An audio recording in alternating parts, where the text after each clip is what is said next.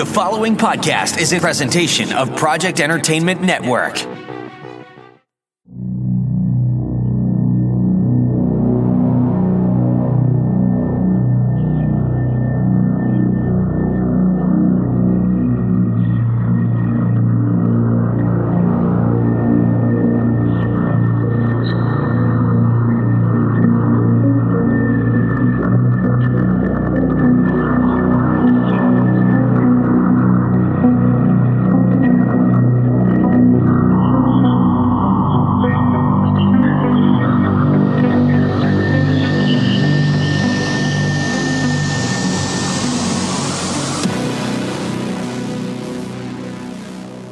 Hello, welcome to Staring into the Abyss, and recording somewhere over the rainbow is me, Richard Gerlach. With me, as always, is Michael Patrick Hicks. Hello. Matt Brandenburg. I was trying to think of a song. Welcome to Munchkin Land. Surprised you didn't go with, like, your little dog, too. Damn it. And also introducing our new co-host, Dorothy. Yeah, Dorothy? I'm a cat person, guys. I don't do dogs. Yeah, Dorothy needs a cat now. Yes. Well, welcome to being an official co-host of Abyss Via Me. Yeah, I'm super happy about that. It's going to be And- exciting. Yes, we are super excited. Yes, we are. And we also have a special guest on today with Joshua Marsella. I don't know how special I am, but I'm definitely happy to be here. We're all special in our mother's eyes. Yeah, exactly. And we're going to be discussing the interesting story Emerald City Blues by Stephen R. Boyett. The only way to really find the story is through the Midnight Grafitti anthology, which you can buy on thrift books for pretty cheap, but it's no longer in print. So we dug really deep and found an obscure story. So we're going Yep. deep in the classics today. Rich likes to find all these out-of-print stories that are so easily accessible for us to read. Right. He's like, Hey, guys, you know what? I made you a document of this file. Yes, you did. which I'm going to comment about. It's An like, illegal bootlegged copy of this story that we had to read. Yes. Yep. I mean, to be fair, I might have missed somebody's backyard, and you're like, guys, you got to read this story. It's like, a couple things in the document, but I cleaned up as much of it as I could. no, it was cool. It was like the literary version of reading like a bad Grindhouse movie or like somebody's like VHS tape that's been recorded like 50 times. True. I mean, but it was readable. Yeah. Whoever you sourced this from, they must have used one of the OCR Oh, scanners. dude. Whoever I sourced it from, they missed the entire first 3 paragraphs, so I had to type those up directly from my book. Oh, I thought you were going to tell us that was missing from me. No, I had to like get my book out and type up the first 3 paragraphs because Oh, it missed wow. them. And then there were parts of the text where it was just like exclamation point, asterisk, $, percentage. So they're swearing. No, like it just couldn't read the words, so it put in random characters to fill in what it couldn't read. And I had to go find that spot in the book and type out what was written on the page. It's like a Munchkin curse. So it was I put in some work with it. I didn't check the whole thing for errors, so maybe there was some left on the page, but I got the very obvious ones. It's all right. No Yeah, worries. it worked out pretty well. It was like reading Killer Flies. Except maybe a little bit better. But before we get into Emerald City Blues, we kind of like to give a recommendation of some stuff that we've consumed this last week. And I will say that I have, as of last night, watched the first 2 Fear Street movies that have popped up on Netflix. Ooh. I've only And- watched the first one. They're both, Yes. I think. I did it last night, actually. What'd you think of the first one? There you go. Okay, I guess. They're fun throwback slashers. Like if you've seen a bunch of horror Yeah. movies, you have seen these movies. They're not special.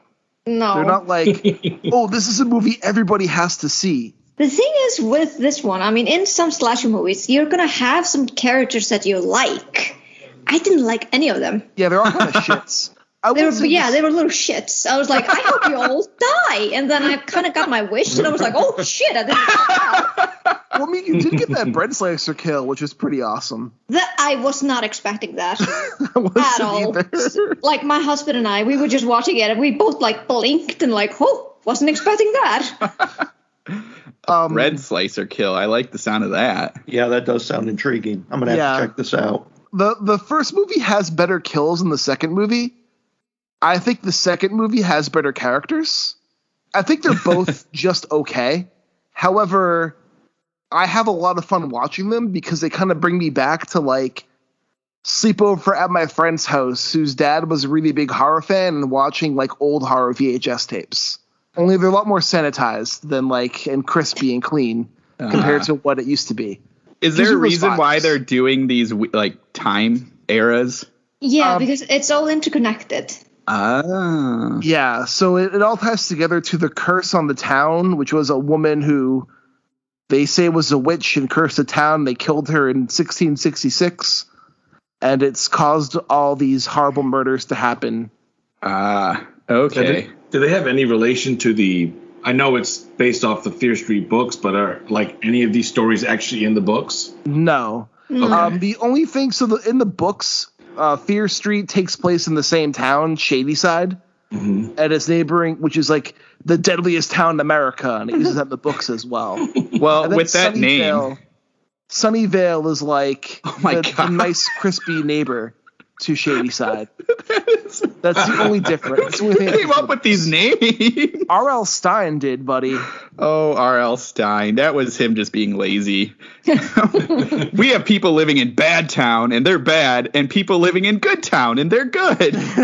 In my defense, because how it was portrayed in the movie, I just kind of had the feeling like, okay, so probably the people in Sunnyvale, they're a cult, and they were just, they made a deal with the devil or something like that everything bad happens to Shadyside and nothing good, and everything good happens to them. That would have been awesome. I like that idea. Yeah. Unfortunately, it sits on a hellmouth, so they're not going to get out of it that easily.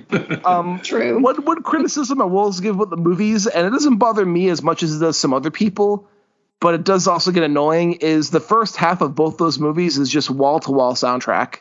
Yes. It's so annoying. It's like I kept thinking, is Zack Snyder behind this again? Yeah, it's literally like they cut a scene, next song, but halfway through it stops. Yeah. But like for the first half of the movie, it's just a constant music soundtrack of like either 90 songs or 70 songs for the second movie. They probably can't do that for the third movie though. Yeah, maybe they could. Recordings of 1,600 songs. It'll all just be really old be like weird. A lute. Yeah, get a guy with a lute. Sydney. So, like Elder Scrolls music or something. But I'll end it with this: is a lot of shitty horror movies come out nowadays, and I thought these are pretty fun compared to a lot of the shit that comes out. Yeah, well, that's fair. So that's my review of those movies. But Mike, what about you? I'm going to go with Joe Lansdale's Moon Lake. Oh, I want to read that so bad. Oh, it's a good one. It is dubbed a Texas Gothic. So he definitely hits on those elements. You got a lot of mystery here. You've got what was a drowned city that has reemerged after Moon Lake has dried up during a drought. The lake was formed to provide a dam, and they flooded old Long Lincoln to make new Long Lincoln. And after the original Long Lincoln was drowned, Daniel Russell, in 1968, his father attempted to commit murder-suicide by driving his car off of the bridge with Daniel as a passenger. And Daniel was able to escape the car and found safety and eventually shelter with a black family that rescued him. Now, keep in mind, in 1968, a white boy living with a black family was not going to be looked on too kindly in old Jim Crow South. So after a few months, they're able to get a hold of his aunt and remand him to her custody. 10 years later, the lake dries up, and the police discover Daniel's father's car, and there are bones found in the trunk that the law is convinced are the remains of his mother.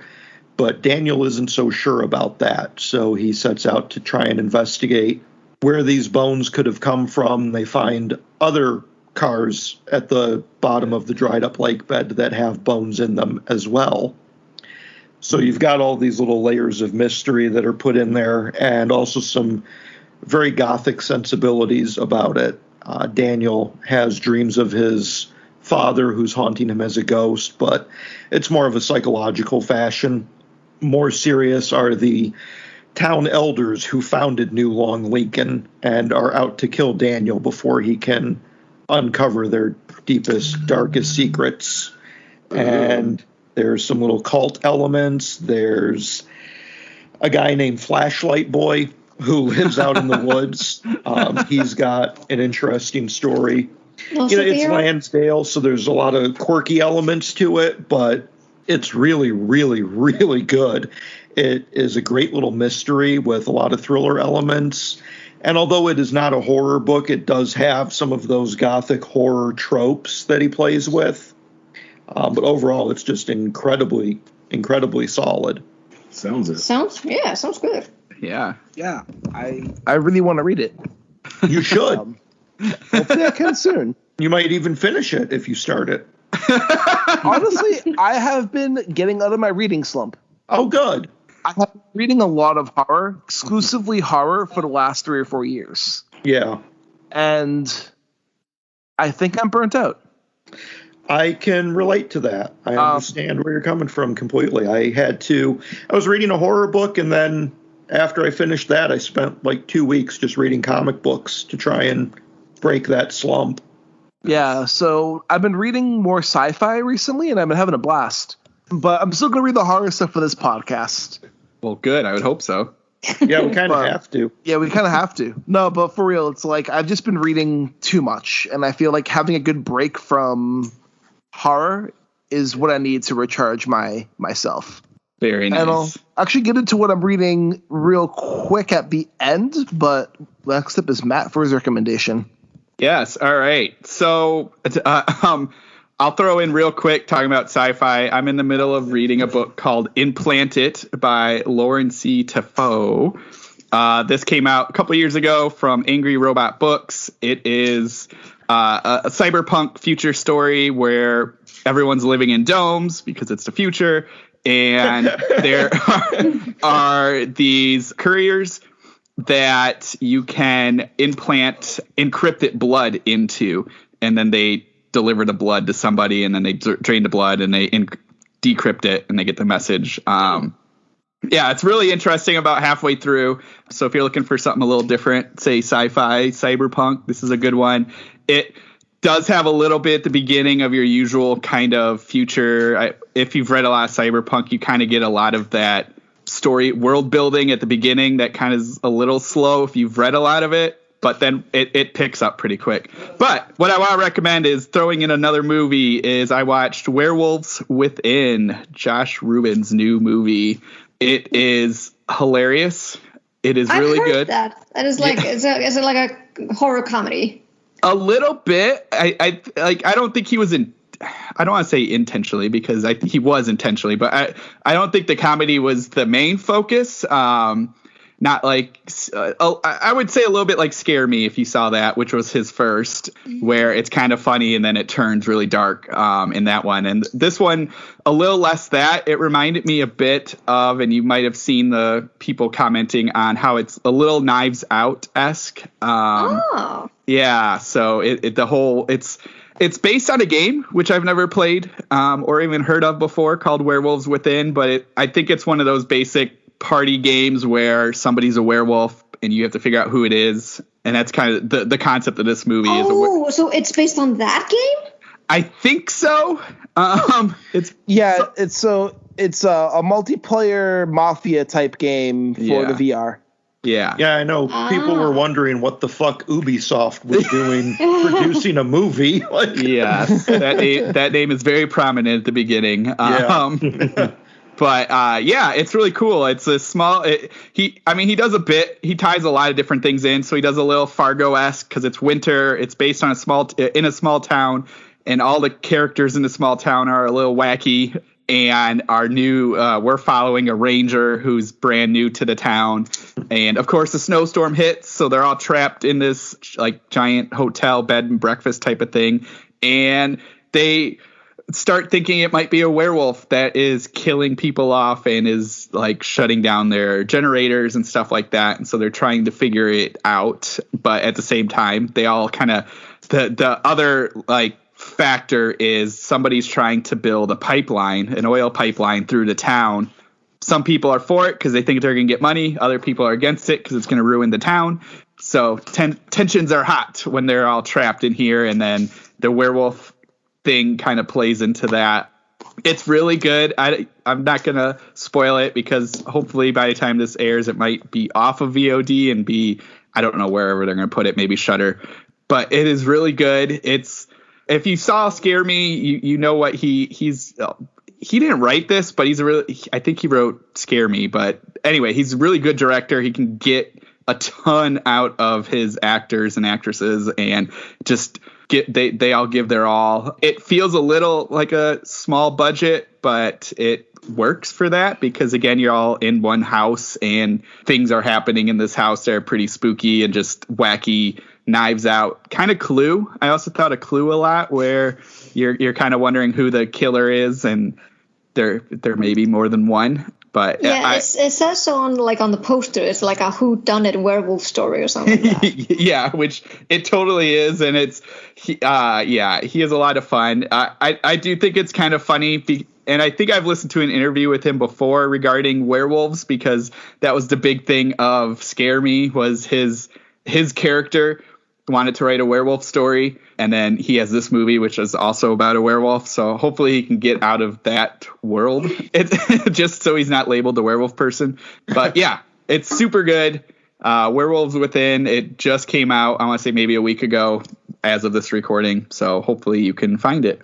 I'll check that out. I just found out Sam Richardson is the lead in this movie, and I love him in the show I Think You Should Leave. Yes. Oh, he is amazing.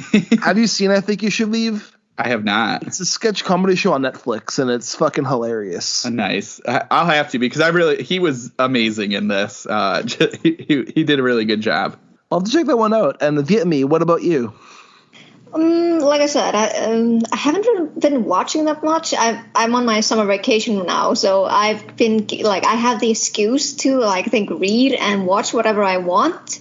But I always fall into the same pattern of just rewatching everything that I like. And right now, Disney Plus has Criminal Minds on, the old seasons, and I'm like, oh, let me watch that for a little bit. And Disney Plus has that? Yeah. That's Disney so funny. Plus in Europe is very different than Disney Plus in the US. Yeah, that is insane. It has a star, I think it's a broadcast Star. Everything that Star has been broadcasting, they have it there on Disney Plus. So I'm while I'm also watching Criminal Minds, my husband and I we're rewatching The X-Files. Nice. So that's been super fun, especially because, when you're watching both Criminal Minds or X-Files, you see all of these actors that you've seen from other shows or movies, and you're like, didn't know he was in this. And it kind of occurs to me okay, so all the actors in Hollywood, at one point they starred in X-Files. Yeah, right. Yeah, it's I think I remember Seth Green getting his start on an X-File episode. Yep. Yeah. He was and Jack Black. That's the first season, a couple episodes in. Yeah. Yeah, Jack Black, Breckenmeyer. Yeah, so many. It's just so weird just to see them. And you're like, wait, I recognize this guy. Then I go on IMDb and I'm like, yep, that's the guy. But like I mentioned, I watched Fear Street yesterday. Kind of it was okay. It was like Richard said, it's like an homage to slasher movies. But if it had more relatable characters, I probably would have enjoyed it a lot more. Like I said, they were just shitty people, and I hated them. It was like they were really just wanted to jump into the slasher thing instead of giving them, a story. Yeah, that's lame. Yeah, so I like, even though it's a campy slasher film, as long as they have a little bit of a story and you can relate just a tiny little bit, then I'm like, okay, I'm gonna love this. But this one I was like, no, I hate you guys. I hope you die. But the first one did have that pretty sick white zombie song in the soundtrack. Yeah. Oh man. So yeah, I also watched like. If you want to compare, because it's funny, I watched 2 slasher films like within a day. The first one that I watched before Fear Street, I saw it was on Netflix. The Final Girls. Yes, I that's a love good that one. movie. Yes, so if you want to compare that, you can definitely see that they actually have more relatable characters. Yes, and or they make fun of the usual characters. Yes. It's like I think his name was Duncan, the comic relief guy, the one who was the stepbrother. I was like, I love him. He's awesome. And like, yeah, he was amazing. Eyes first, and I'm like, oh yeah, of course. God damn it. Yeah. I was not happy about that. I was like, damn it, why? I know. Oh my gosh, I just thought that was so awesome when the one girl ends up taking a bunch of did she end up taking like Ritalin or something? No, Adderall. She took Adderall and she didn't know what it was, and I'm like, oh my. She was hilarious as well. Like, she played the stereotypes so well. 100%. I love that movie.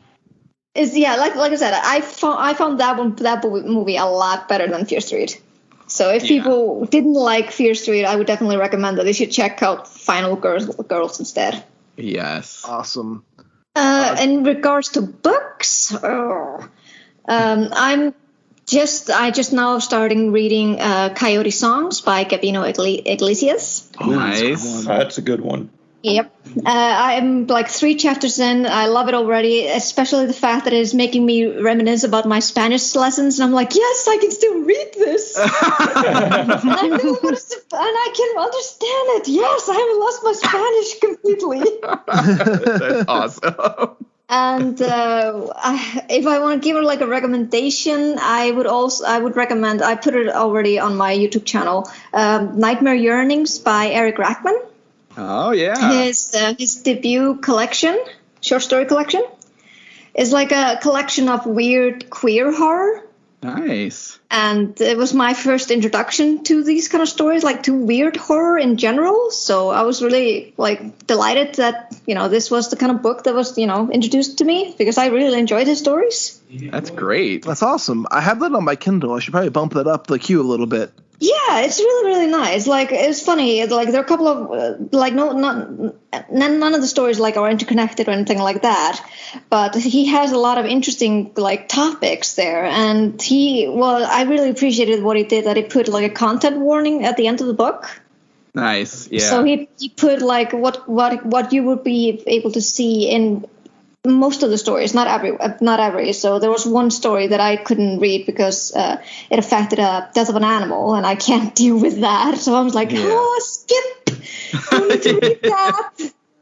Yeah, I get that. And I was a little bit apprehensive about the cannibal story that he wrote, but in fact, it ended up being my favorite story because it was so sweet for some reason. It's like, how can a cannibal story be sweet? But it was just so heartwarming and sweet. And I'm like, damn, what the hell? Should I watch Hannibal now? I don't know. Yes, you should watch Hannibal. You should definitely watch Hannibal. Yeah. I don't want to be tempted by the fucking food he makes. Oh, it looks so good, though. I'd eat it.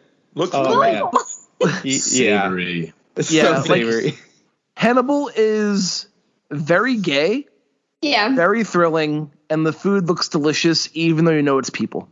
5 out of 5, must watch. I mean, even the murder scenes are grotesque, but so artfully done. It's brilliant. Yeah. I can't believe that was on a major network TV station. I know. Like, I remember, was the second episode where he kills them to make them look like angels? Yeah. Yes. So, I was watching that, I'm like, how the fuck is this on NBC? Right. I don't understand. I was on channel fucking 4. I mean, if you're watching Criminal Minds, this is just a step up from that. You'll be fine. True. I mean, I watched like Special Victims Units like for a whole month, like back to back. Well, that's a depressing month. I was saying, then you hate really everybody. Was. Not really depressing. It was angry month. Yes, I was gonna say yeah. So if it doesn't give me those kind of feelings, I should be fine then. You'll be fine. It will not make you hate society and and not trust anybody. And if I may, just before I give the word to Joshua, one of my best friends, Damascus Minsmeyer, his birthday is today, so I would recommend his short story collections as well. It's called Where the Last Light Dies. Oh. And he has some really, really amazing stories in his collection. So I would definitely recommend it. Like, he has everything, like serial killers, vampires, werewolves, for End of Days, angels and demons just coming to London and wreaking havoc. And it was just really, really well written. So I definitely recommend it. Yeah. I'll definitely check that out. And Josh, what about you? I recently read the Books of Blood, Volume 1 by Clive Barker, and years ago, I had a difficult time watching like really bloody, gory movies, and I remember trying to watch Midnight Meat Train with Bradley Cooper, and I honestly thought I had finished it years and years ago, but I apparently never did, and once I read that's the first story in the collection, I went back and watched it again and absolutely loved it. Like, the gore didn't bother me at all. It was actually, minor differences, but quite faithful to the actual story, and really enjoyed it. I know it's, going on 13 years old now. I think it's from like 2008, but it was a hell of a good adaptation. Great movie. I definitely recommend it. I don't know if any of you have ever seen it. I'm sure you have. I had completely forgotten that Bradley Cooper was playing in that movie. Mm-hmm. Isn't Vinnie Jones in there? Yes, that's the one I remember most. It's Vinnie Jones. Yeah. Vinnie Jones is the butcher. Yeah, the butcher. It kind of felt weird because, like, I'm not used to Bradley Cooper being in those sort of roles, and from what I understand, it seems like it's earlier on in his career. Way before like Guardians of the Galaxy and the movie Hangover. with Lady Gaga. Yeah, it's and I was surprised because it was pretty dark. It was pretty bloody and gory, and I actually liked it. But I do remember not being able to finish it years ago, and I actually had no idea it was Clive Barker. So after I finished reading that story, I'm like, okay, I gotta go back to this movie and see how bad they butchered it. Pun intended. But no, it was great. I loved it, and past few days I've been demoing my back porch, so I've been busting out some of my audiobooks that I've had on my Audible there. And yesterday, it's only like an hour and a half long, or maybe just under 2 hours, but I read Wallflower by Chad Lutzke, and nice. That was really, really good book, but extremely dark. For those that aren't familiar with it, it's about heroin addiction. It's about this young kid who goes with his friends to, scope out this squatter who lives in this like abandoned like house or whatever. And one of the kids, basically the main character, kind of becomes interested and inquisitive, and he wants to check out and see what this heroin is all about. He feels like he doesn't have a problem with addiction. He doesn't have that, addictive personality. And so he's just kind of, he's only like 18, I think, in the book. And man, you can only imagine where it goes from there. It's typical Lutzke. It's beautifully written. It's extremely dark. It's I loved it. I've read maybe 3 or 4 of his books now, and the guy he can do no wrong, even when he's talking about heroin addiction. And it's also a hard subject, because I know a lot of people know someone or know of people who have struggled with addiction, and he doesn't make light of the subject. Even when you're in the perspective of the kid who's interested in the heroine and all that. You can understand he's young. He's just trying to, get a grasp on what the world is like. His home life isn't all that great, but he just kind of, whatever, I'm going to try this and it's not going to be a big deal. Just try it one time, see what happens.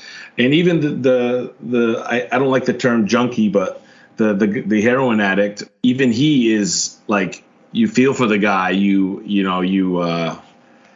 don't think of him as just some like throwaway guy, just this loser in society. He's an artist and he doesn't even know it. He just kind of does. He likes the term wallflower kind of comes from the fact that he draws flowers all over the walls in his place. And it's sad. There was a couple sad moments in there. And that's the thing with Lutzke, man. He can take this dark material and, make you cry and like the most random points or make you like really sad. And the dude's, he's just brilliant and I love his work. And it's a really quick read if you're need something to, it's not necessarily horror. It's almost more like real life, and a lot of his stuff is like that. So I definitely recommend it or anything by Lutzke. Foster Homes and Flies, Foster Homes and Flies was another one that was really dark. And but the way he just can tell a story is just, it's amazing. And I love it. So definitely check it out. Wallflower by Chad Lutzke. Definitely a good one. He can definitely, it's exactly what you said. He likes the real life stuff and he knows how to hit. I know that was one week because we had him and Tim Meyer on for whatever book that was. But Wormwood. Wormwood, yes. And that was always funny when they were talking because Tim loves to go kind of more out there, more cosmic-y, and Chad kept having to bring him back.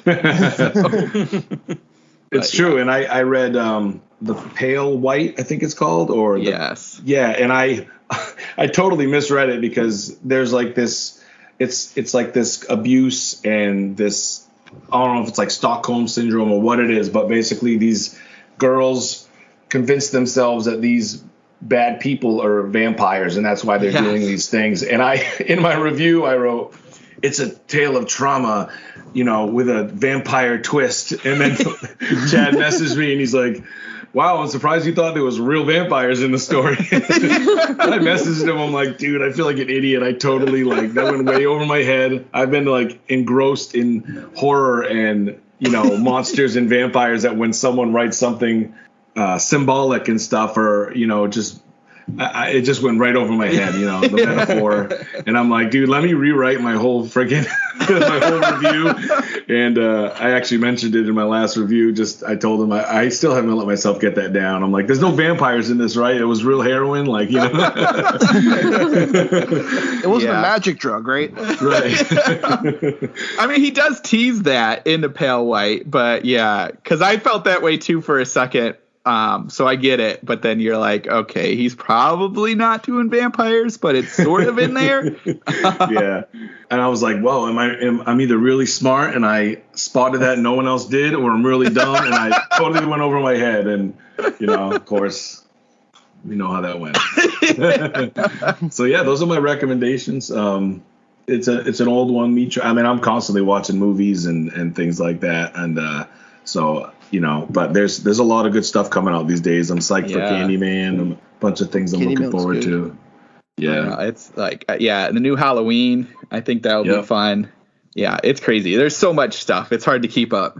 Well, one thing I will say, too, is speaking of books, I decided to reread a formative science fiction series for me.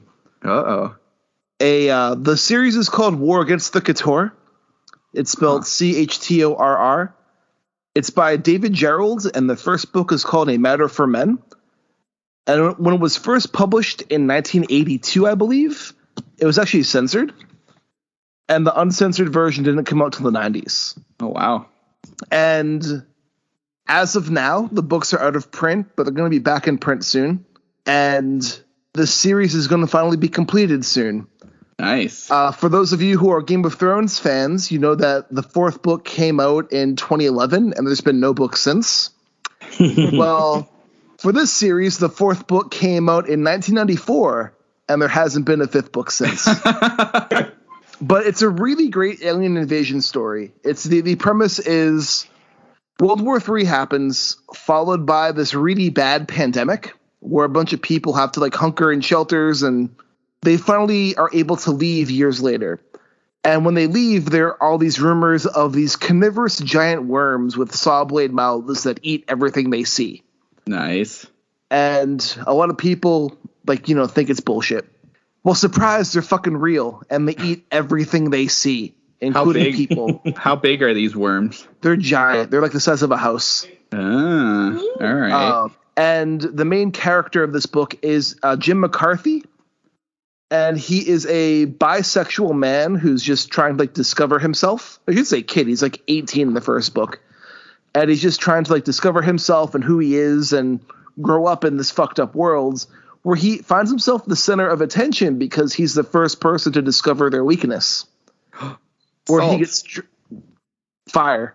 Oh, that's probably more conventional. He gets drafted into the military, pretty much, and he joins a team that sets war against these creatures, only to find out that these worms are the only alien thing happening, and that some alien species has invaded our ecosystem and is changing it, where we will become the prey in this new ecosystem to support this alien race that people haven't found yet.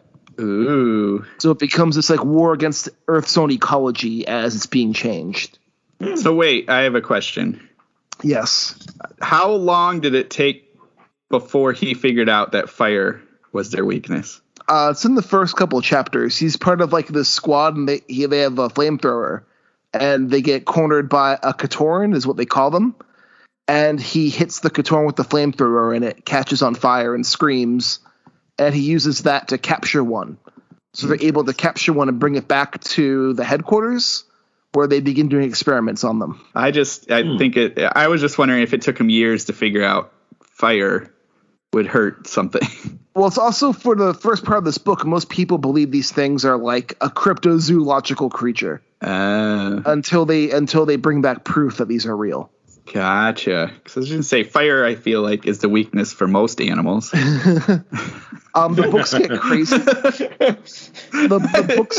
The books go into some really dark, fucked up, crazy places.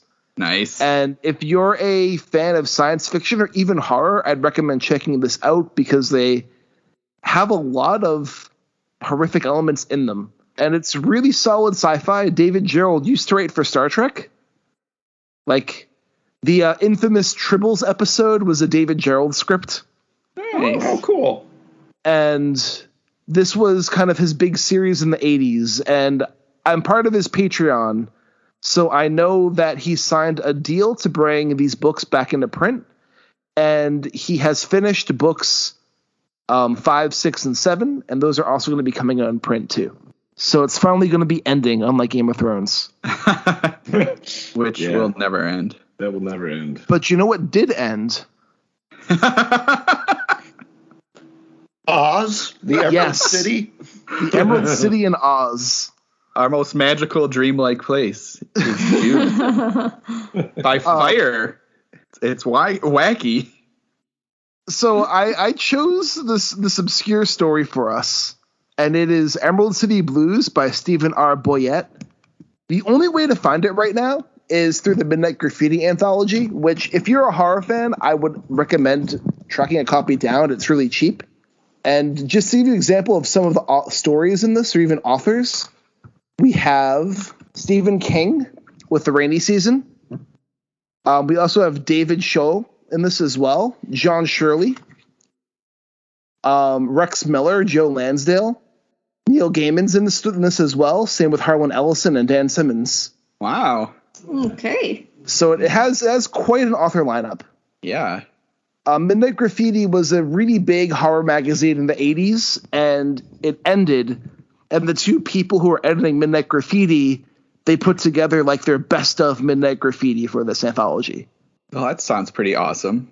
And then before we get into the story, I'll just say what they say about Emerald City Blues in this book. It says, Steve is a writer whose stories are savored like a connoisseur, savors the elusive truffle. Though he is not a prolific writer, each story he produces is superb, iconoclastic gem. As the following story illustrates, Steve's work defies classification. You'll find elements of horror, science fiction, fantasy, and reality in equal measure. Emerald City Blues was one of the most controversial stories in Midnight Graffiti's history. It was considered untouchable by several editors in the field, yet considered by writers such as Stephen King to be one of the great stories of the last few years. I wonder why they considered it untouchable. Yeah, I guess maybe because of the concept reverence for Oz, maybe, or nuclear war. I don't know. You got the Munchkins drinking radiated milk from their mothers. That was a nice touch on the story. So. The heroin-addicted cowardly lion. Oh my god! And the scarecrow. Yeah. Tin Man checking out the witches' butts. No, the Tin Man. Yeah, that was the Scarecrow. That was a scarecrow. Okay. Tin Man, I guess his only problem is that he is into money. I couldn't figure out what his deal was. He had everything he wanted, but he was still sad because he didn't have anything to fulfill his heart. Aw. I feel like he got off pretty good compared to the other two. I will say the drug addicted cowardly lion makes me laugh every time I read this story. Yeah. All emaciated and strung out. Yes, I love that. For some reason, though, I felt like it made the most sense. Yes. Yeah. Out of all the characters, that made the most sense. Yeah, I was like, I read it and I was like, yeah, I mean, I can imagine that happening to him. A lot. So the question then is, and I might already have the answer to it, but the question is, was heroin already in Oz?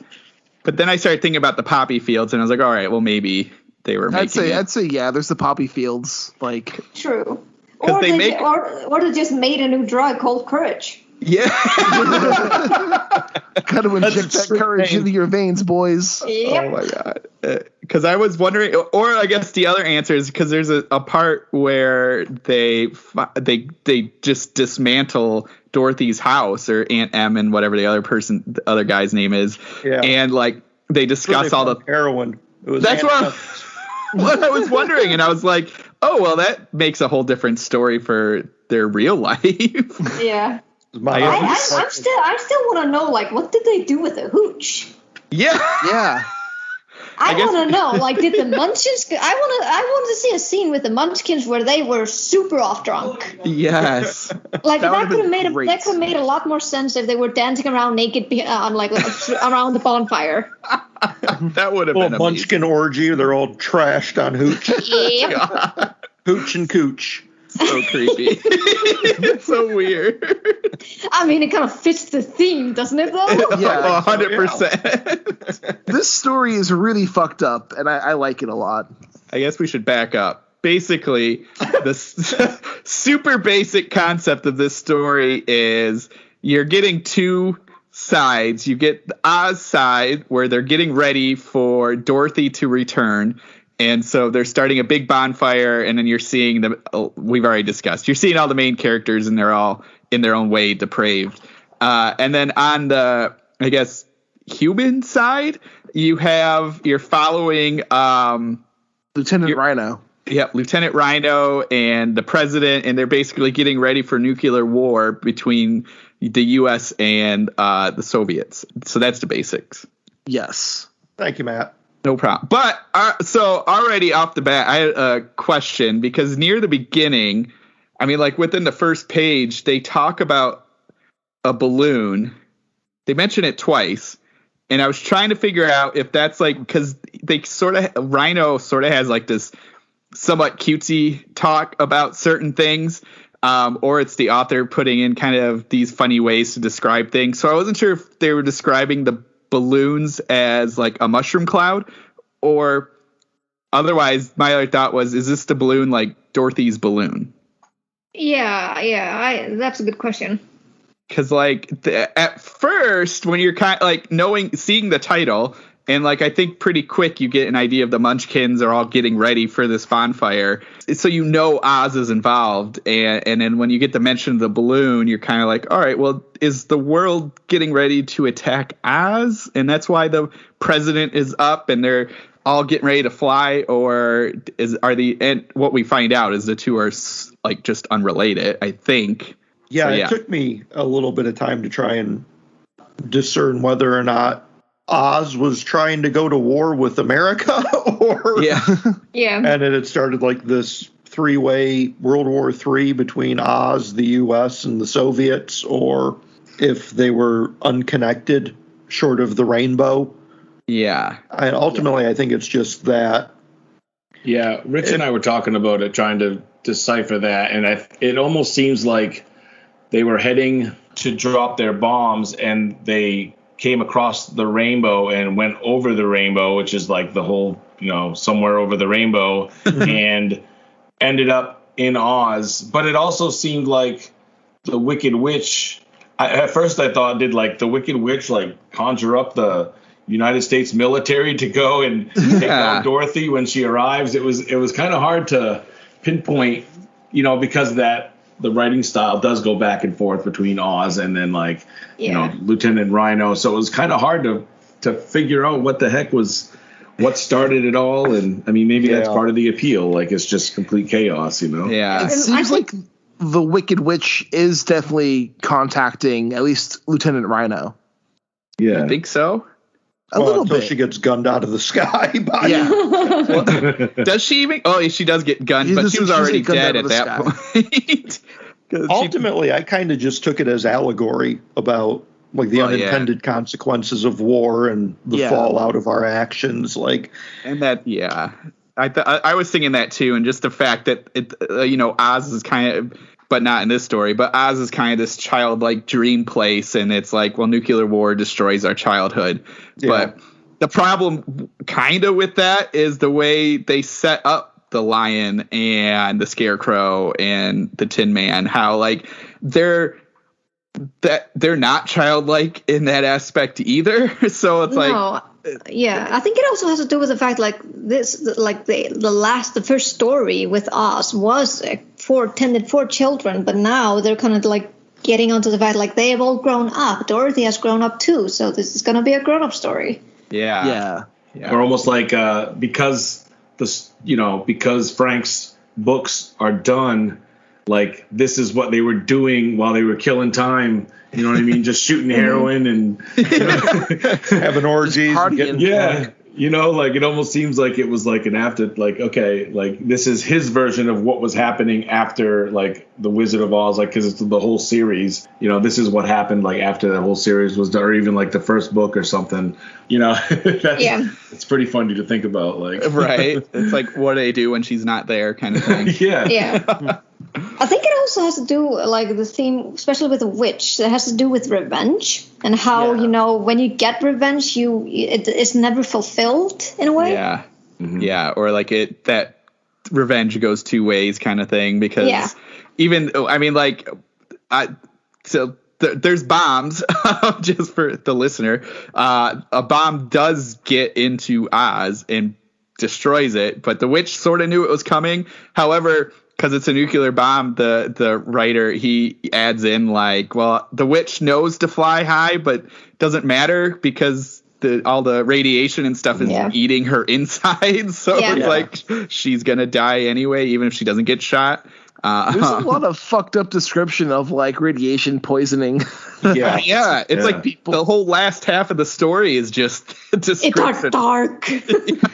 The only thing I know with 100% certainty is by the time we got into the end there, I wanted an audio version with Ron Perlman narrating like the Fallout style of showing the radiated Oz and people dying, like war. War never changes. So this is how the Fallout games got started. I think so, yeah. Oh, man. I also think it's kind of funny, like this one portion when Lieutenant Rhino is just saying, he's flying over the farms and everything, and he's like, hey, you're just working because, you get all of the things, hard work goes to me and blowing shit up. So thanks for that. I think that was also kind of like a sort of commentary on it. Oh, yeah. I like the things like, hey, down there, he sends telepathically waving, thanks, you guys paid for my F-18. Yep. Yeah, I thought I liked the idea of we're with Rhino as opposed to other characters, because Rhino's such this like sort of goofy guy that just loves what he's doing and at one point he wants to go attack. I think there's a satellite or another missile had gone up, and instead of his plane going, it was somebody else's, and he's kind of mad about that. And just he has, like I said at the beginning, he kind of has this sort of cutesy language for everything. He's got all these descriptions. So I think it's really funny kind of following him, because he's into what they're doing, and he's into this chance to like stop the USSR Soviets from blowing up the US, because he loves doing it. Mm-hmm. So I thought it was, and then just to get his turn at the end, I think was perfect, because he couldn't believe what he saw, but he saw it.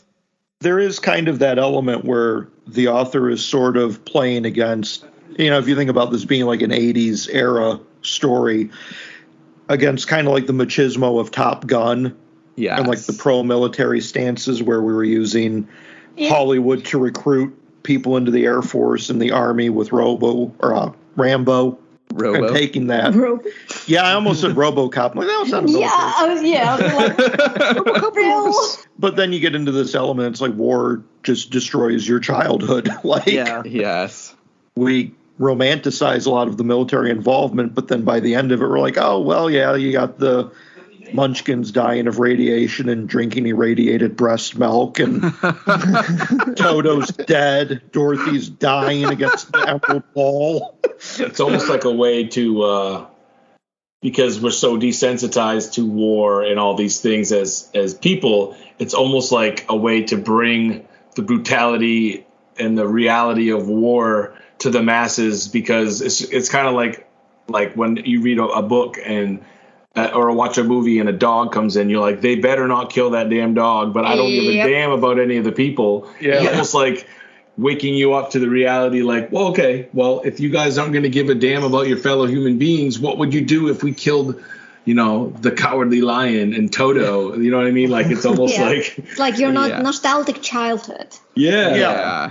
It's like all these internet people that go on like, oh, the new Indiana Jones movie raped my childhood. Well, like, this is like the next level of that. Like, nuclear war raped my childhood. Okay. This nuclear holocaust burned my childhood to the ground. Yep.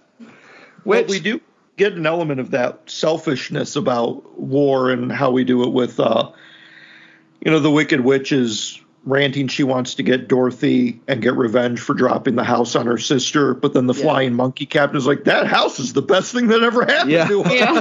They found cigars, they found hooch, they're having a good time. Yeah. We got a Sears and Roebuck catalog. It's a party. Yeah, it's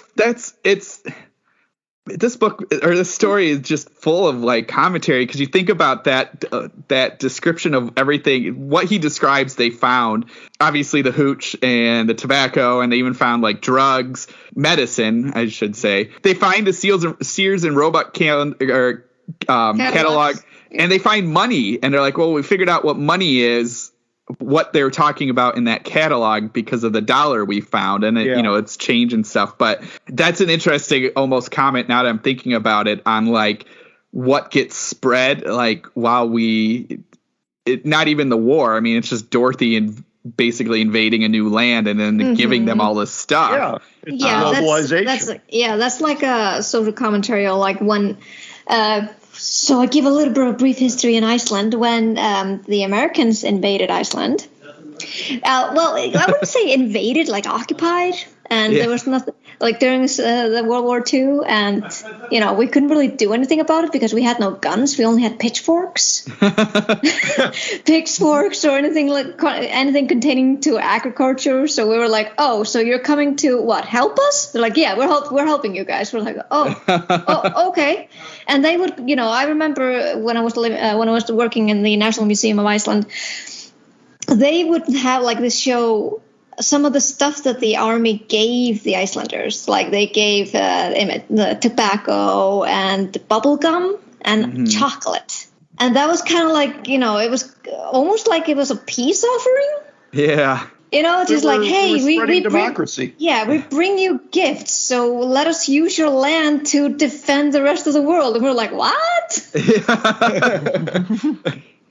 Yeah. So that also brought into mind like how, this is kind of brought this new type of culture to other countries. Yeah.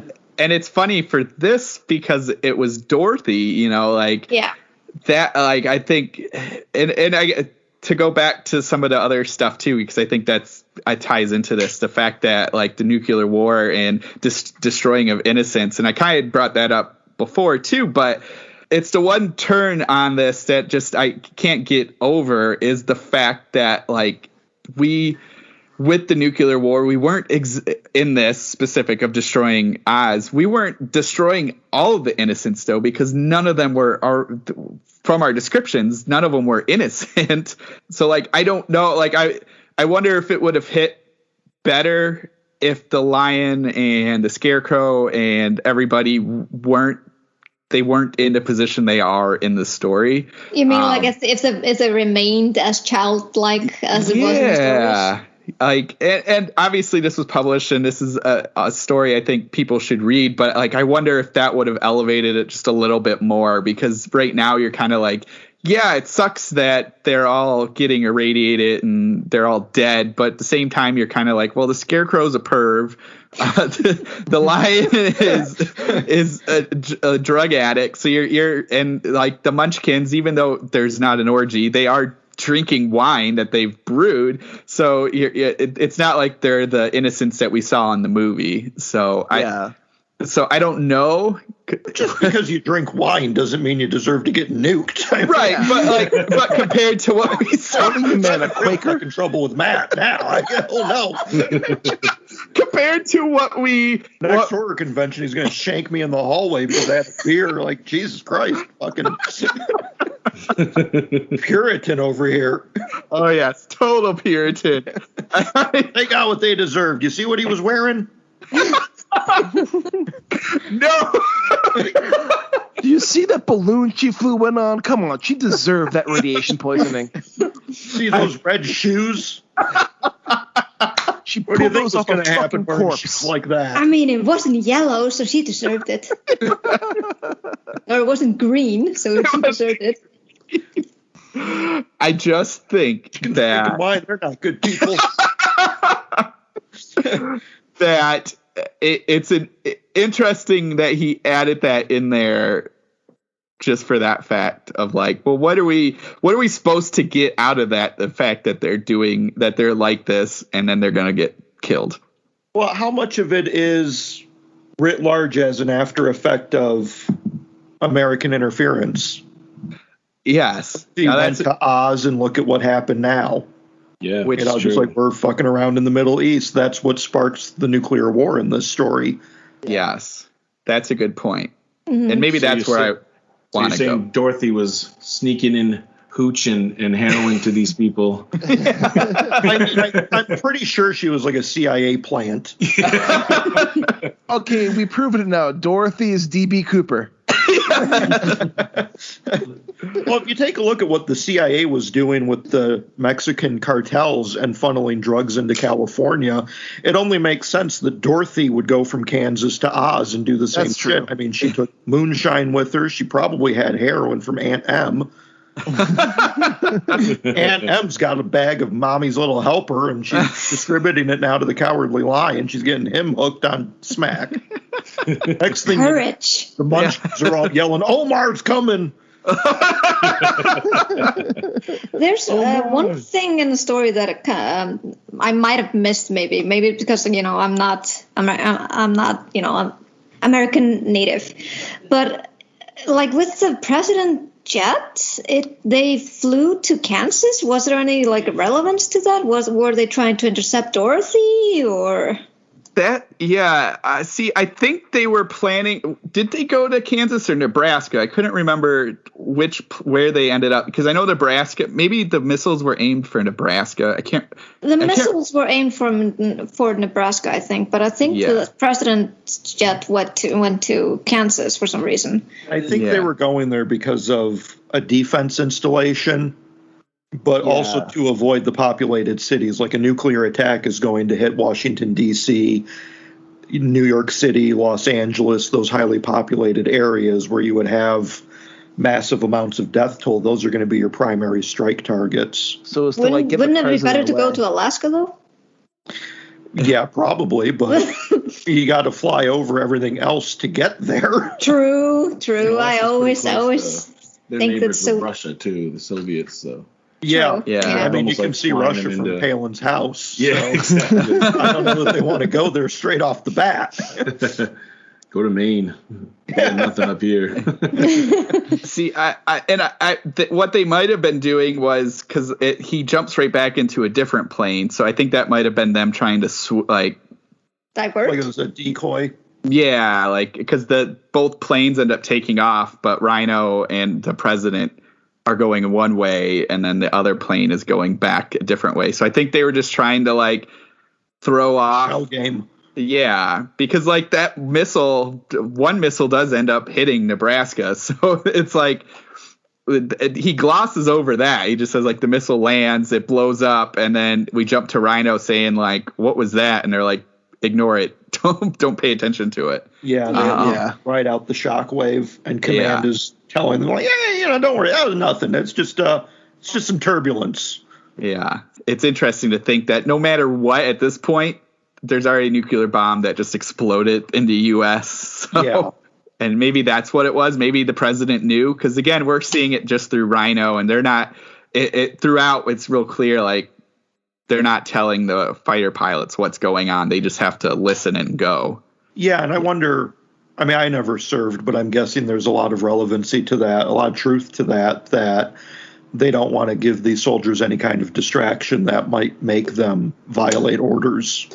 Yeah, that actually might be. happened with the pilots that dropped the nukes on Japan. He's quoted as saying, "What the hell did I think it's just like what the hell did I just do?" Because they had no idea. Like, because I mean, soldiers and airmen they're human, and a lot of times even the people that are on computer screens nowadays launching bombs into the Middle East and stuff, those people they're seeing little targets on a map, but they know that those are actually human beings, and a lot of those guys are suffering from like trauma and PTSD, and it's a very it's hard, and that's why they're trying to switch to like more mechanical and robotics and things like that, because I mean we're human and those things do mess with us, so it makes perfect sense if they kept it from them and they didn't know, you know what I mean? Mm-hmm. They didn't know what they were doing. I think that's what's going on here too. So, but yeah, they the witch, I guess, like I think that is a good thing that we're talking about. If the Wicked Witch of the North did it or just knew it was coming, because like we get the scene where she's looking through her little glass ball and she's like, she sees a river and then she sees the missile. I feel like she knew about it. Yeah, I was wondering that. It Maybe. feels like she did. She Yeah, at least knew it existed. She's probably who put the rainbow there and opened up this path for the missile to come in and get Dorothy, blow her to bits. I think, because it says so here. Besides, she'll need to be in the air to open the Rainbow Bridge. That's right. She did see this coming. She didn't know what was happening, so she's like, "Oh, I can actually make my revenge even better now." It's almost Good like a layout portal. there, new host. I can show that Dorothy what's up. Yeah. Well, then why did she fly down towards where because I'm assuming, and not knowing the landscape of Oz, but I'm Well, assuming she probably didn't know it was a nuclear fucking missile. Just up high enough. I guess that's true. Yeah, it says so. It says so here in the text. It doesn't need to understand overpressure waves and aftershocks, dynamic pressure, and dirty bursts and gamma radiations to know that she will be safer in the air. Yes. And it even says here, like, she doubts even her castle will survive the oncoming onslaught. So she knows what's going to happen. She knows the bomb is so fucking strong. And she's like, okay, I'm going to just hitch it up in the air. I'll be safer there. Oh my god! I could be at ground zero like some dumbass. I love too. So like we get little descriptions from the missile's point of view and the satellite's point of view, and how he's really specific on saying like these. I mean, he calls them dumb machines, just doing what they're told. And like the missile over that's flying to Omaha, it tracks the ground and it just knows where it's going. And then the other one loses track. And so that's the one that kind of just veers off to the giant bonfire that the Munchkins are lighting up. And so I like that little touch of just like, well, these tiny microchips just are doing what they're told. They're not thinking, or if they do think, it's very little. They're just looking for one thing. Yeah, he makes like a specific comment on them not thinking by saying pea-brained. Yes, yes, exactly. Yes. And so I think that's interesting too, the concept of these giant deadly bombs, and it's just a pea-brained person controlling it, or machine controlling it, you know. And so I think I like that. And then it lands in Oz and just decimates the place. Obliterates everything. Yes. I feel that's when the descriptions in the story get really good, but also really fucked up. Yes, I actually agree, because when I was reading the first part, there was so much, army lingo that for a pacifist like me who lives in fucking Iceland and doesn't even have an army, I was like, I had no fucking idea what everything was. So I was a little bit disoriented reading that first part. But as soon as the bomb lands and descriptions come, I was full blown into it. Yeah. No pun intended. I mean, well, it's like this paragraph right here. Well, I'll read some of it. It's like, the once cowardly lion, hearing a jungle bellow from somewhere outside his chambers deep within the Emerald City, draws a proud breastful of air to respond to the challenge, but no amount of courage could withstand the onslaught that devours him as unthinkingly as a whale devours a plankton cell. Yeah.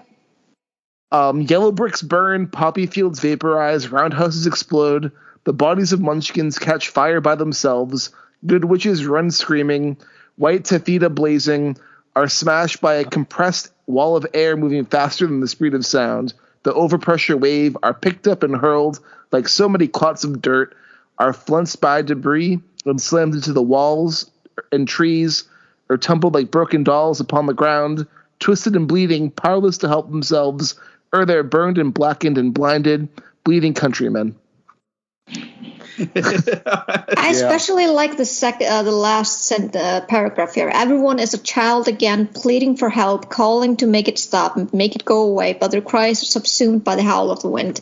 That's a really powerful sentence. Yeah. There was another one that plays in that line with, he writes, knowing nothing of fallout, blinded by nuclear flash, deafened by detonation, the people of Oz staggered in private blackness and agony through the soft and deadly rain, calling out to ears that could not hear. Yeah. you get goosebumps and you're like, whoa, that's some powerful writing right there. Yeah. Meanwhile, Dorothy has landed in the middle of the 1,000-foot crater of where the bomb had fallen. And Yes. She starts drinking radioactive water. Yeah. She's got to chase away the rats that are feeding on the festering corpses of Munchkins. Which I didn't know there were rats in Oz, but apparently so. And they're going to be two sources of the plague to come. Yeah.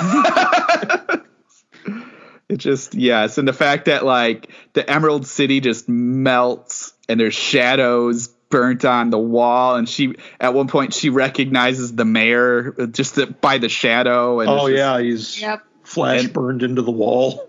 And we get, like, a number. I can't remember what the exact number of, like, 400,000 Munchkin or people living in Oz, and it's only 15,000. But by the end of next winter, that number's going to be, like, halved.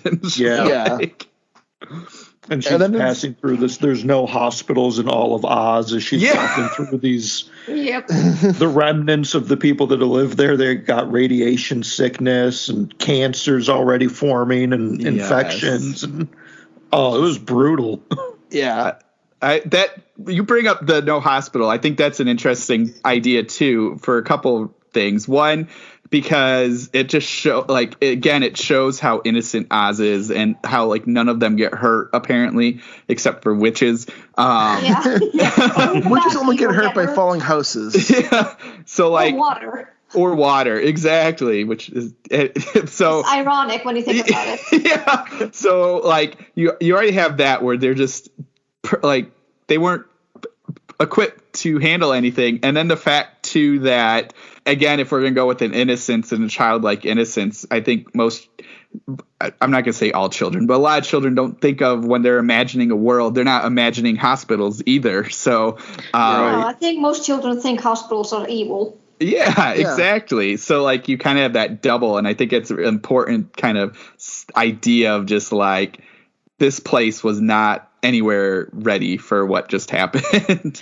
Oh yeah, and that he gets mentioned to that idea too, that this is they're now facing the first true winter of their lives, and it's a nuclear winter. Yes. Mm-hmm. I like one thing I appreciate that Boyett did is, despite how unflinchingly he describes like the nuclear blasts or radiation poisoning, everybody's slowly dying, he at least didn't give us like a vivid description of Toto. Just leave it like, oh gosh. Let me guess. If we're going to read stuff, I'll read that too, because I think this is a perfect paragraph. Dorothy will not live to see this grim winter. Within days of her arrival, she is dead. Massive radiation poisoning sleeting through her body disrupted its cells beyond repair, forcing her metabolism to work itself to exhaustion until it simply gives up. She lies against a pile of rubble beside a puddle of her own vomit, lunch pail in hand, a widow's shawl of radioactive ash around her shoulders, small bodies huddled beside her, still forever. Toto 2. I mean, at the same time, like, I appreciated that he remembered Toto, but just putting this sentence, I was like, oh, that's a massive blow to me. So wrong. I don't know about you guys, but after reading this, I kind of want to see Hobbiton get blown to shit now. That's what I was thinking. But what about Second Breakfast and 11 Seas? Yeah. Oh, man. Pandemic. Well, time to brush off my Middle-earth pandemic story. Yeah. COVID in the Shire. Oh, God. Your last 11 Seas you'll ever have. I think that the Hobbit would fare well in being in isolation. Yeah, I think so. I think that it would be better, this type of story, for, like, say, Neverland or something like that. Yeah. Yes. That would be an interesting concept for a anthology, would be, like, old stories that are in the public domain, you know, people rewriting them in the same vein, like, just different real-life horrific things that happen, like famine and stuff, like Famine in the Shire, Or, oh, my God, yes. There was an anthology that's out of print now. It didn't last very long. The publisher folded shortly after it came out, but it was all, like, Grimm's fairy tales, but retold in, like, different horror genres. I think we covered one of those in one of our lost episodes, which was a story maybe Mike hated, but it was the epistolary zombie one. Oh, yeah. That was like was that the Hans Christian Andersen retelling? Yeah. Yes.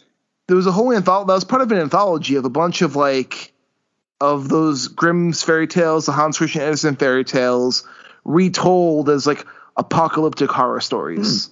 Well, all I can think about now is, like, the Hobbit potato famine. I was thinking about that too. Oh, man.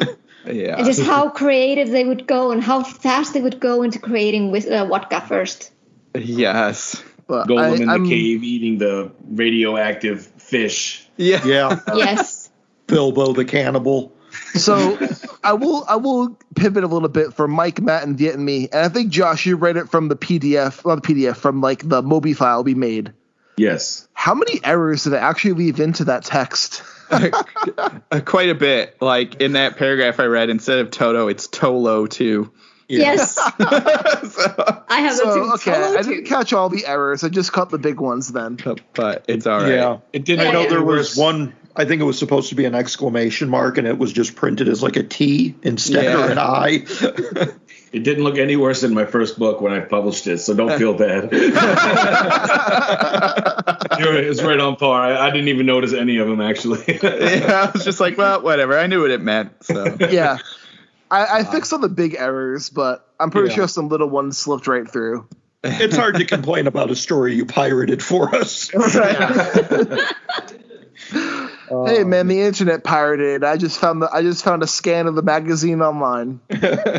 Not your fault. It's out of print, Right? Exactly. Exactly. Like Maybe- the only way to hear this story is an audio version on the author's website or through Midnight Graffiti. Yeah. Maybe this will get some traction. Maybe some people will Hopefully, want it. I honestly think it's a really good story. Like I do too. I really like it. Yeah. Yeah. I mean, the ending of definitely it unique. definitely put me in that Fallout vibe. I Yes. agree. Yeah. Yeah, and like rereading the end here, and I kind of forgot about how this ends, but just to go back to everything we were talking about. I mean, just the Rhino's trying to find his way back, and he's just like, I gotta tell them what they've done so they can stop. So it kind of falls into that, like, you don't realize what's happening until somebody sees it, but Yeah. it's a little like double-edged bad news, because he's running out of fuel. He's got to find a rainbow, and he's probably not going to. But then at the same time, if he tells them, "Oh, I saw Oz and you guys destroyed it," they're all going to think he's nuts. So no matter what he does, he's kind of screwed. Yeah, I mean, that whole ending of just being trapped in this nuclear wasteland was fucking horrifying. Yeah. I mean, this guy is like a lone survivor in his plane that doesn't have much longer to last. Yeah. That desolate hope of trying to find this rainbow that probably isn't there anymore because the lady that put it up is dead. Yeah. Well, it's also the idea too is like we tend to symbolize like rainbows with hope, Yeah. Yes. and the idea like there is no more rainbow. Like There is hope no is gone. hope at the end of this. I mean, Yeah. Dorothy and her fucking dog, too, are lying there dead on the... Like everything is dead. It's all hopeless. yeah. He's fucked. It's a bit of a downer. This is Why has it got to be so political? Right. It's also the idea like this story could only exist in the 80s. Yeah. Yeah, I mean, this is definitely height of the Cold War kind of story. Yeah. If you look at, and it even kind of has that riff on McCammon's Swan Song. You've got the president up in the air with a nuclear holocaust on the way. Oh man, it's this story. Like I just remember hearing it on Reddit, and I'm like, this just sounds so interesting. I need to get a copy of this. Yeah. I'm just really interested to know, like, how did it fare when it was published? Like, were people talking about it a lot, or were people like, meh, it's fine? Yeah, Right. especially with that commentary that editors found it untouchable. Like, Yeah. I really want to know the dirt on why they thought that. Like, Yeah. I agree. tried to do some digging, but Stephen R. Boyett is pretty elusive online. So He does have an OnlyFans, or what's that called? I mean, that's only for pictures of his prolapsed asshole, though. So You got to pay for that, though. Yeah. that's like the Prime subscription feature. Actually, I'm in the intro right now of this anthology. I'm skimming it to see if I can find if they say anything about it in the intro. do they have any story notes from the authors? No, they don't. I do know that. So in the 80s, I think I might have said this in the beginning of the episode, but Midnight Graffiti was like one of the big horror magazines. It was like Midnight Graffiti, Twilight Zone magazine of science fiction fantasy. Like those are the big genre mags.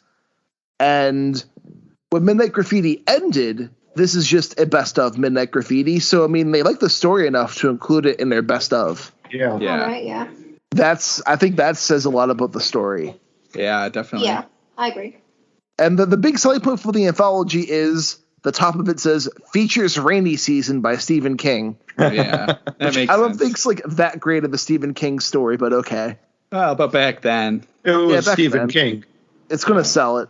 Yeah. Yeah, But- it was 1989 was when it was original. I think it was 89 when it was originally published. So he was like at the height of his. Yeah. Yeah. Yeah. And this anthology came out in 92. Yeah. That makes sense. So, well, yeah, no, I think like this story, it's brutal as hell, Yeah.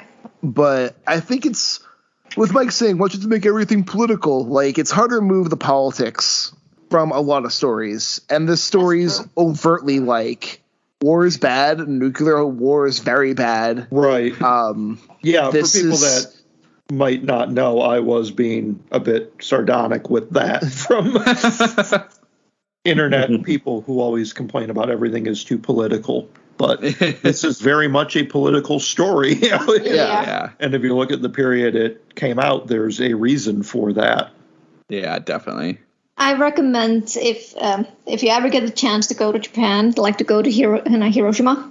Yeah. You can still see the shadows to this day. Yeah, I haven't been when I was in Japan. I didn't get the chance to go there, but they actually had like a portion of the museum there. They had it like as a special special exhibit in Iceland.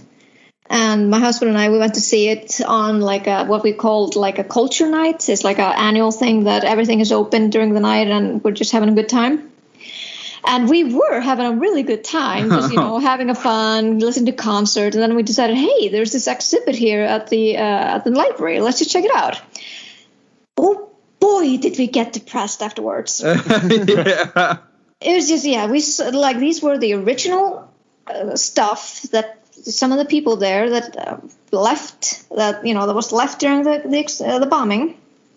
And they had pictures, they had descriptions of the survivors and just, photos of, the radiation burns. And it was, it kind of numbed you afterwards. You were just walking out and you're like, I need something light. It's like, especially because I don't drink then I was like, I need ice cream.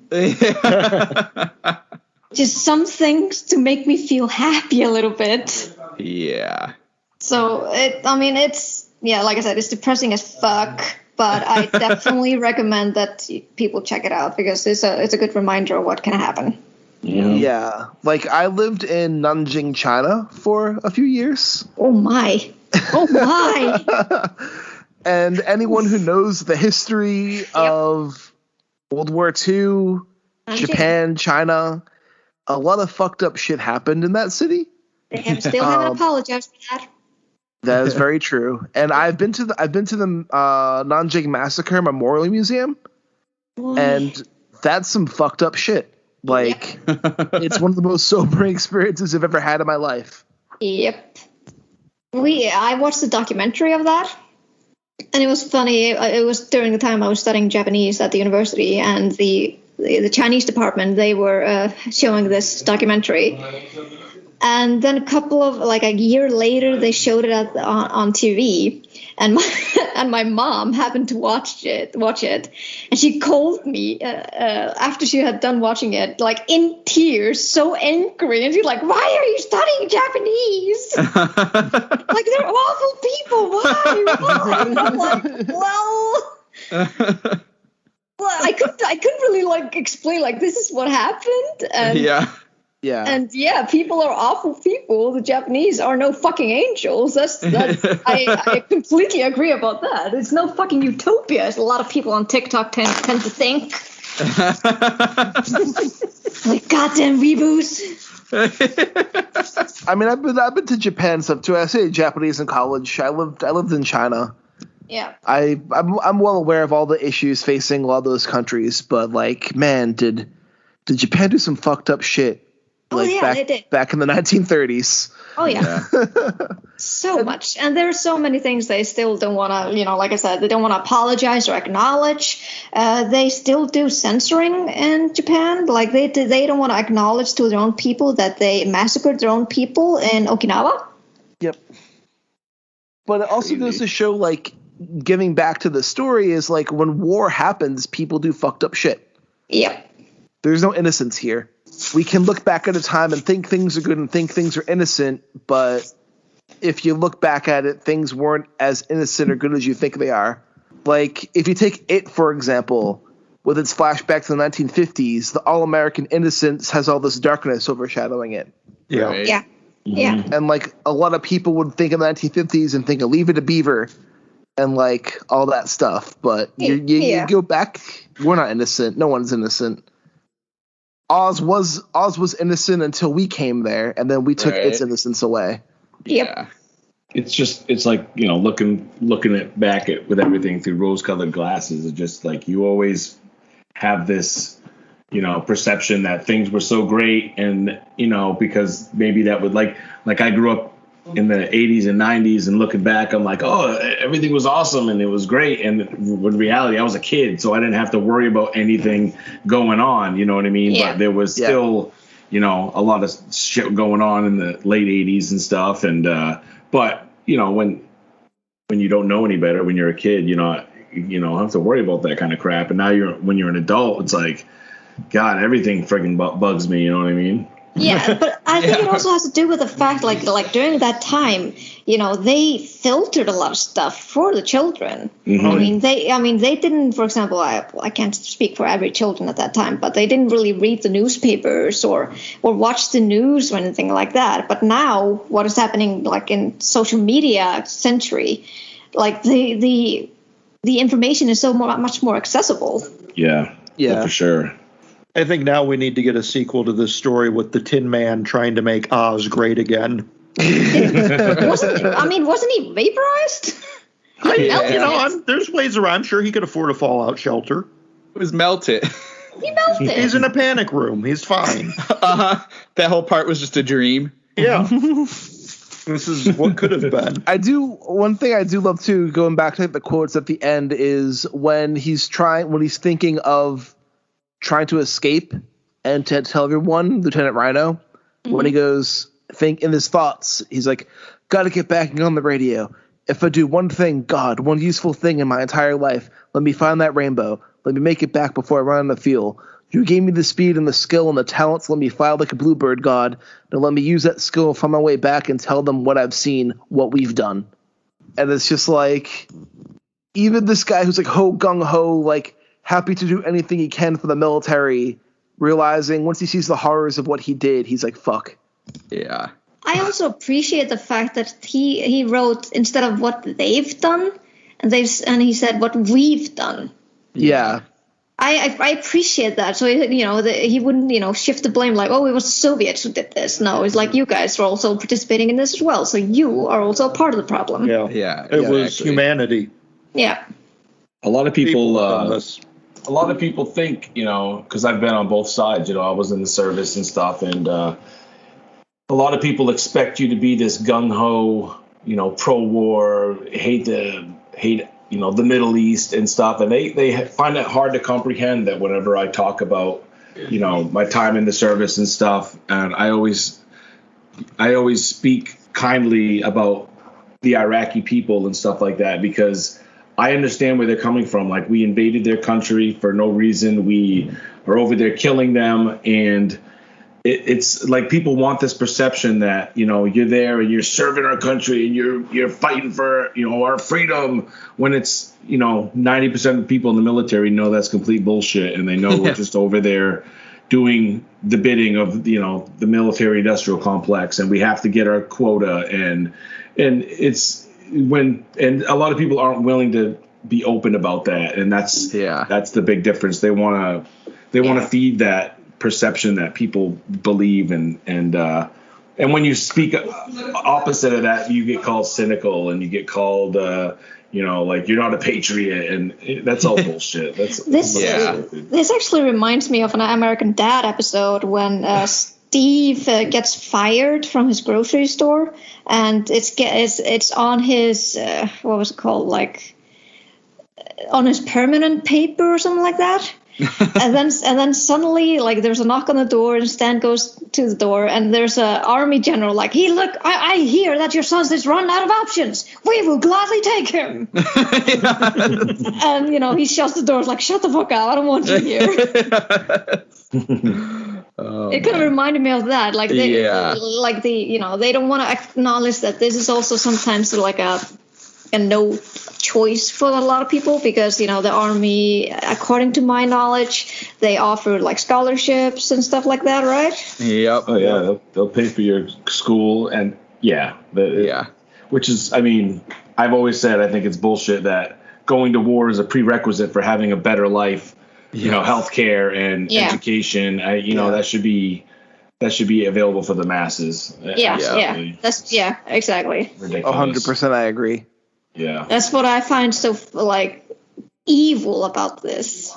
But this is just me, an Icelander that has like a socialist view or anything like that. I mean, that we don't need that stinking healthcare. Who has free healthcare, and the tuition here is nothing compared to what you guys have to deal with. But yeah, I thought that free healthcare was some communist bullshit. You're saying that's socialist? Communist, Marxist. Yeah, communist, Marxist, fascist. It's all socialist. They just say it all together. They don't even know what they're talking about. As long as you put ism in it, it's evil. Yeah. But I'm really happy we got to discuss the story, because I can tell you, when I pitched this podcast to Mike, in the back of my mind, this is one of the stories I want us to discuss eventually. So we got to do it all these years later. Yeah. It only took us 2 years. Yeah. But I think we had a pretty fruitful discussion about this story. I think so. Yeah, definitely. Before we sign off, we'll say this episode is about 2 months away from release. So if you have anything you want to promote, Josh, now would be a good time to do it. I have two things coming out later this year. One is a middle grade horror book through the Fright Vision series, which is similar to Goosebumps, and I'll be writing the 11th book. I'm currently working on it right now, but it should be due out sometime in September or October. And I also have my debut short story collection, Hunger for Death, coming out sometime this fall through Crimson Creek Press, which I'm very excited about. It's my first time getting picked up by a publisher, and that'll be exciting. It's 13 stories, and it's all me, so I hope people will check it out, and it'll be available hardcover, paperback, ebook, and audiobook, so be on the lookout for that. I'll be promoting it all over the place when the time comes. Awesome. Awesome. Great. And where can listeners get in touch with you at?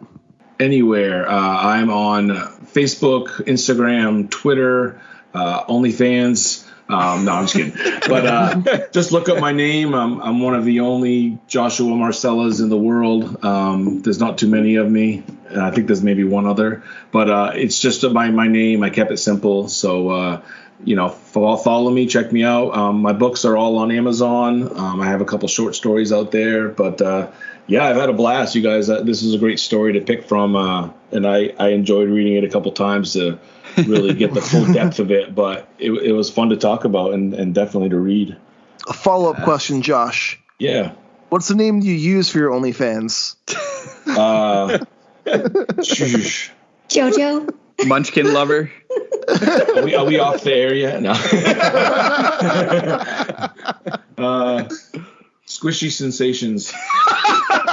Because that was something I used to say a lot, and I used to go, Squishy Sensations. For some reason, I was a weird kid in high school.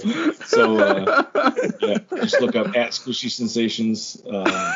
Onlyfans.com, I think, is the address. I would love it if somebody actually had that. Is that the one too, actually? I would not be surprised. Nope, me neither. Villimey, where can listeners get in touch with you at?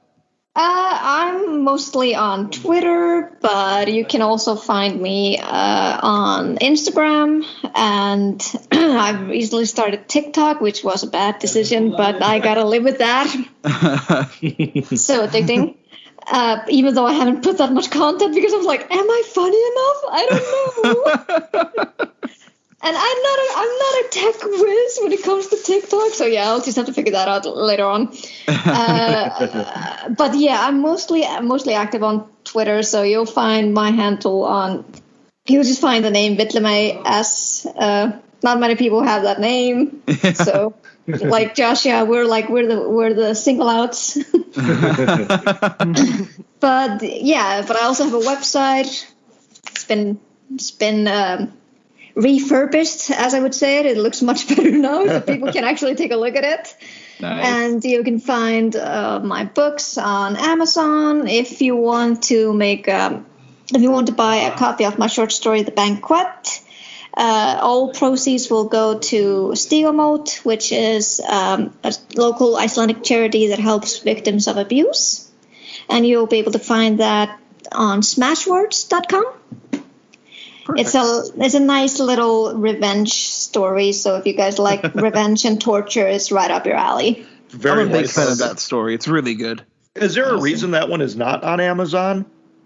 I think I just wanted to have like many options regarding to format. Okay, that makes sense. Yeah, and I also, just wanted to try to see how it would work there, aside from Amazon. Fair enough. And Matt, where can listeners get in touch with you? I am on Twitter at BrandenburgDM. Also, I saw the news, and congratulations on another story acceptance. Thank you. Yes, I have a story coming out. I haven't signed a contract yet, but it'll be out in October for a certain online journal that I'll let everyone know when I sign the contract. Awesome. Nice. And Mike, what about you? They can find me on Twitter at MikeH5856, and you can find my books on Amazon, including my recently released Friday Night Massacre. And you can follow me on Twitter and Instagram at Rudy53088. I also have a story in the anthology Dark Words, which you can find on Amazon. And remember to like, subscribe, review our podcast, make sure the Abyss consumes all, because we already ate down the Radiated Oz, and there's still more to come. This is Richard Gerlach saying, keep staring. Like there's no tomorrow. Hello, podcast addicts and curious listeners. Dr. Galvanic's Odd Tales is a narrated podcast with dark, thrilling, and mysterious stories. In each episode, Dr. Galvanic's Odd Tales will take you through the mysteries of the Australian outback, lead you into a remote corner of the galaxy, or it will accompany you through a mind-bending nightmare. You can find Dr. Galvanic's Odd Tales on Apple Podcast, Spotify, iHeartRadio. Subscribe to the show so you won't miss another episode. See you out there.